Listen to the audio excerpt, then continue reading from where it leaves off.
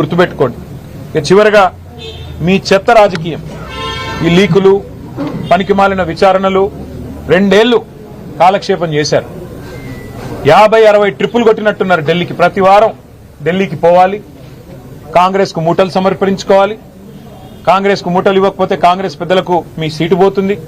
అట్లాగే ఢిల్లీలో ఉండే బీజేపీ పెద్దలను అర్ధరాత్రి దొంగరాత్రి వెళ్లి కాలు పట్టుకోవాలి. నా కేసులు దయచేసి పెట్టకండి, దయచేసి నేను అవసరమైతే భవిష్యత్తులో మీతో కలిసి నడుస్తా అని కాళ్లు పట్టుకోవాలి. ఇది ఒకటే మీకు తెలిసింది.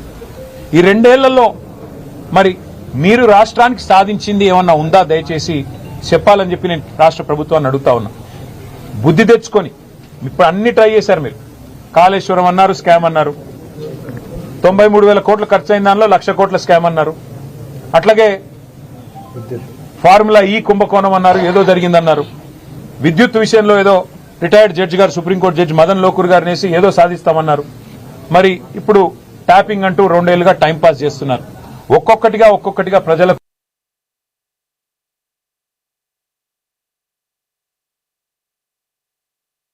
అధికారులే అట్లాంటిది ఏమీ లేదు, అంతా బోగస్ అని కొట్టేసే పరిస్థితి. ఇది కూడా అదే పద్ధతుల్లో మరి ఫైనల్ స్టేజ్కి వచ్చింది. కాబట్టి నేను రాష్ట్ర ప్రభుత్వానికి ఒక ప్రతిపక్ష నాయకుడిగా, బాధ్యత గల ప్రతిపక్ష శాసనసభ్యుడిగా ఒక సూచన చేస్తా ఉన్నా.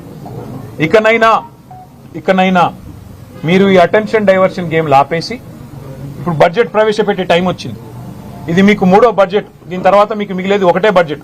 ఆ తర్వాత లాస్ట్ ఇయర్ అయితే ఎట్లాగూ ఎలక్షన్ ఇయర్, మీరు పెట్టిన దానికి చిత్తు కాగితంతో గీకి పారేసుకునే దానికి ఎంత విలువ ఉంటుందో లాస్ట్ ఇయర్ మీరు పెట్టే బడ్జెట్ కూడా అంతే విలువ ఉంటుంది. కాబట్టి ఈ 2 బడ్జెట్లు ఏవైతే మీ చేతుల్లో ఉన్నాయో అందులో ఇప్పుడు పెట్టబోయే బడ్జెట్ ఫిబ్రవరిలో పెడతారో, మార్చిలో పెడతారో రాష్ట్ర బడ్జెట్. ప్రజలు మీ వైపు చూస్తున్నారు. మీరిచ్చిన 420 హామీలు, బలహీన వర్గాలు మీ వైపు చూస్తున్నారు. 1,00,000 కోట్ల బడ్జెట్ అన్నారు. 2 బడ్జెట్లో మీరు 20,000 పెడతామన్నారు. ప్రతి బడ్జెట్లో పెట్టలేదు బీసీలకి.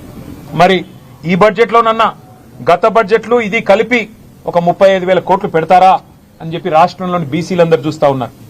42% వాటా ఇస్తాం ప్రభుత్వ కాంట్రాక్టులు అన్నారు. మరి పొంగులేటి శ్రీనివాసరెడ్డికి వస్తున్నాయి కాంట్రాక్టులు తప్ప ఈ రాష్ట్రంలో ఏ బలహీన వర్గ సోదరుడికి రావడం లేదు. అందుకే బీసీ కాంట్రాక్టర్లు మీ వైపు చూస్తున్నారు. దళిత బంధు 10 లక్షలు ఇస్తే మేము 12 లక్షలు ఇస్తామని జబ్బలు జరుచుకున్నారు. మల్లికార్జున్ ఖార్గే గారిని తీసుకొచ్చి చేవెళ్లలో ఎస్సీ ఎస్టీ డిక్లరేషన్ పేరిట హడావుడి చేశారు. మరి ఈ బడ్జెట్లోనన్నా అంబేద్కర్ అభయహస్తం పెట్టి రాష్ట్రంలోని దళిత గిరిజన బిడ్డలకి 12 లక్షలు ఇస్తామనేది అయితే మాట చెప్పారా, ఆ మాట నిలబెట్టుకుంటారా లేదా అని చెప్పి రాష్ట్రంలోని దళిత గిరిజన సోదరులు మీ వైపు చూస్తున్నారు.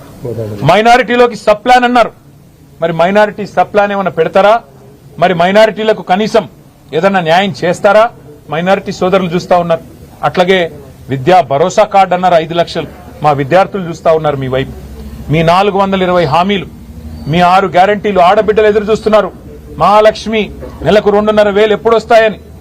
ఇవాళ మేము మున్సిపాలిటీలో ఇల్లు తిరుగుతుంటే బిడ్డ 2,500 ఎప్పుడు ఇస్తారు అని మమ్మల్ని అడుగుతున్నారు. అబద్దాలు చెప్పింది మీరు, అడుగుతున్నది మమ్మల్ని.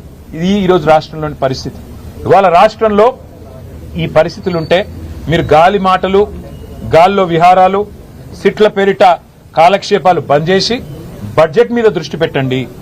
రాష్ట్ర ప్రజలకిచ్చిన